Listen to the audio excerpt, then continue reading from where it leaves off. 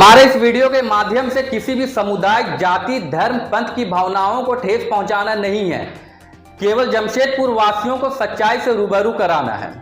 भारत की राजनीति में वोट बैंक बहुत मायने रखता है। यहाँ राजनेता अपने वोटर्स को लुभाने के लिए किसी भी हद तक जा सकते हैं और किसी भी आला अधिकारी को बलि का बकरा बना सकते हैं। आइए कल की बात करते हैं। बीते कल रामनवमी के 10वें दिन भर हंगामा होता रहा। एक तरफ प्रशासन अपने फैसले पर अडिग दिख रहा था, तो दूसरी तरफ रामनवमी समिति एवं आम जनता प्रशासन के रवैये से नाखुश दिख रही थी। इस वक्त झारखंड में प्रशासन की बागडोर महागठबंधन सरकार के हाथों में है।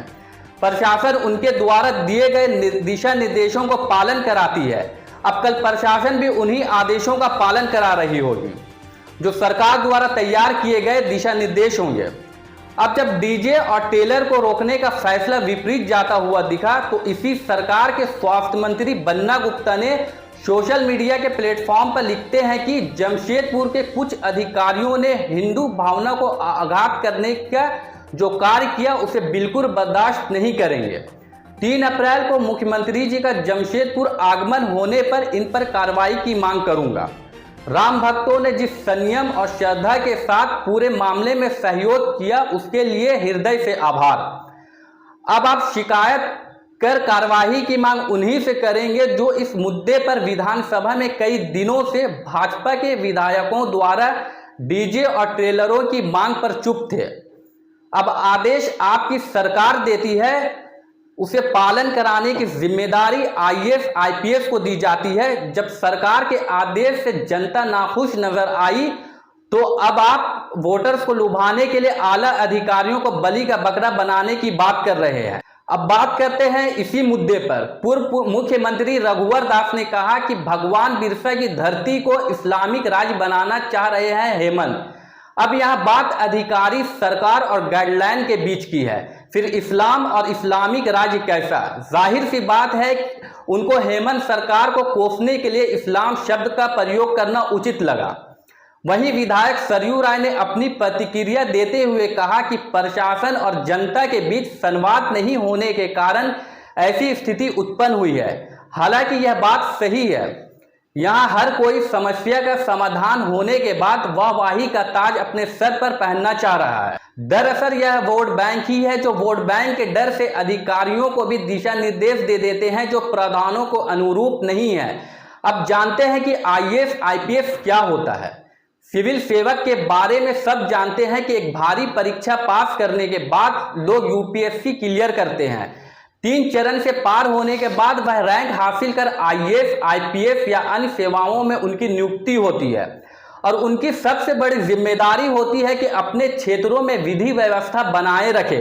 और यह जिम्मेदारी तब ज्यादा बढ़ जाती है जब एक ही समय पर 2 धर्मों का त्योहार एक साथ हो, दंगे ना हो, माहौल ना बिगड़े। ऐसे मामलों पर अक्सर कुछ कदम उठाए जाते हैं जो हम सब के लिए अच्छा होता है। ऐसे कदम जमशेदपुर में ईद मिलादुन नबी के समय उठाया गया था। भारी वाहनों का इस्तेमाल पर प्रतिबंध था। लोगों ने इसका स्वागत किया, चाहे यह कदम मुहर्रम जश्न मिलादुन नबी हो या हिंदू धर्म के मामलों में है। लेकिन ऐसे मामलों पर वोट बैंक की राजनीति की जाती है। जैसे हिंदुओं के त्योहार हो तो कुछ पाबंदी लगा दी जाती है। हिंदू वोट बैंक को बचाने के लिए ऐसे बातें करते हैं जो एक धर्म को सुनने में अच्छा लगता है और दूसरे धर्म को बुरा। अगर यही मुस्लिम का त्योहार हो तो मुस्लिम वोट बैंक को बचाने के लिए ऐसे बातें की जाती हैं कि एक धर्म को सुनने में अच्छा लगे तो दूसरे धर्म को बुरा। वोट बैंक हम खुद बनते हैं और राजनेताओं को इस पर मौका मिल जाता है।